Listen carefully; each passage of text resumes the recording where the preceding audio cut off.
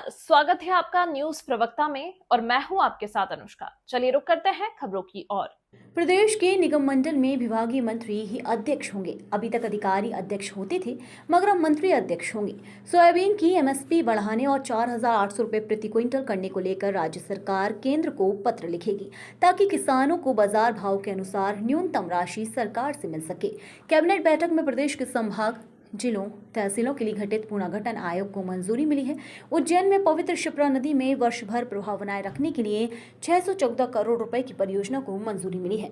Cabinet बैठक में इंदौर के पास पीतमपुर इंडस्ट्री एरिया में पीपीपी मोड पर बनने वाले मल्टी मॉडल लॉजिस्टिक पार्क को लेकर चर्चा हुई, जिससे 4,500 लोगों को रोजगार मिलेगा।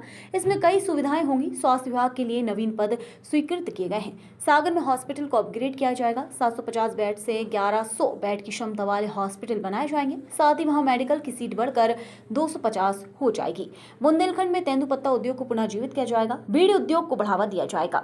है कि 78 के बाद मध्य प्रदेश में कोई एयरपोर्ट नहीं बना था, पर हमारे यशस्वी मुख्यमंत्री डॉक्टर मोहन यादव जी के प्रयास से और हमारे डिप्टी सीएम श्री राजेंद्र शुक्ला जी के प्रयास से रीवा में एक नया एयरपोर्ट स्वीकृत किया गया है।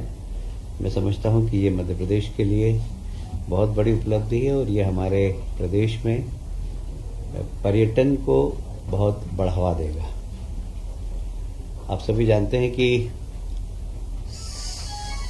17 सितंबर को हमारे देश के यशस्वी प्रधानमंत्री नरेंद्र मोदी जी का जन्मदिन है।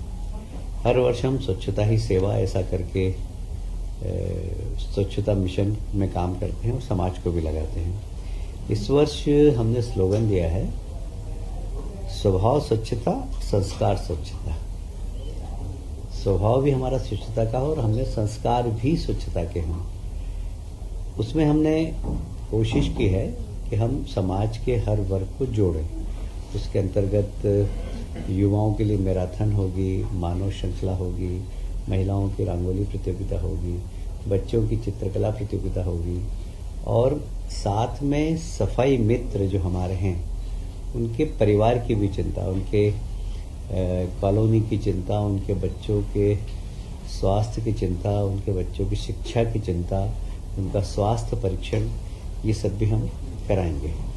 कुल मिलाकर एक जन भागीदारी से जन चेतना जागृत हो, इसका प्रयास होगा और यह 17 सितंबर से 2 अक्टूबर तक अभियान चलेगा।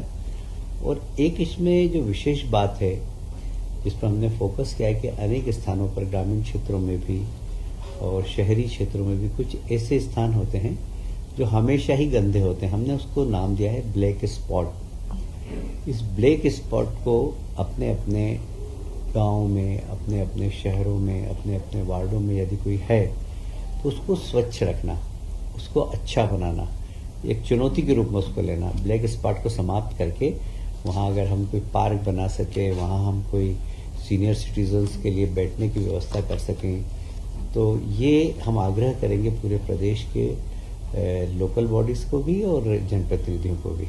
और सभी जनप्रतिनिधियों से कहा गया है, सभी प्रभारी मंत्रियों से भी एक निर्देश दिए गए हैं माननीय मुख्यमंत्री जी के द्वारा कि 17 सितंबर को सब अपने अपने प्रभार के जिलों में इस स्वच्छता अभियान की शुरुआत करें।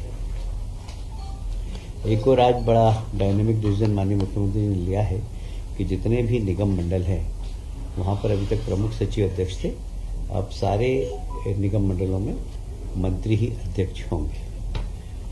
तो जितने भी जैसे